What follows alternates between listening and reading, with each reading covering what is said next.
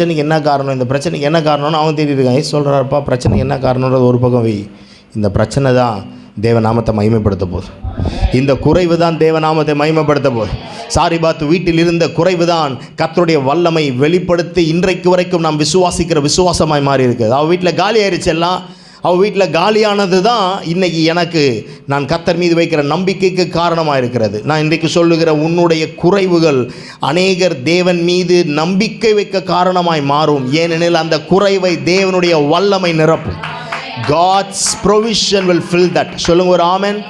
ஆமாம், சாரிபாத் வீட்டில் அந்த சகோதரின் வீட்டில் இருந்த குறைவை எலிசாவின் இடத்துல ஒரு அம்மா வருது, எல்லாம் காலியாயிருச்சு, வீட்டுக்காரரும் செய்ய வேண்டிய கடமையை செய்யாமல் தவறிட்டார் அப்படின்ட்டு இருக்கிற இடத்துல அந்த குறைவுகள், மனித உதவிகள் இல்லை, குறைவுகள் இருக்குது, மனித உதவி இல்லை. இந்த சூழலில் மனித உதவி இல்லை என்றாலும் குறைவுகள் இருந்தாலும் அதன் நடுவில் தேவனுடைய வல்லமை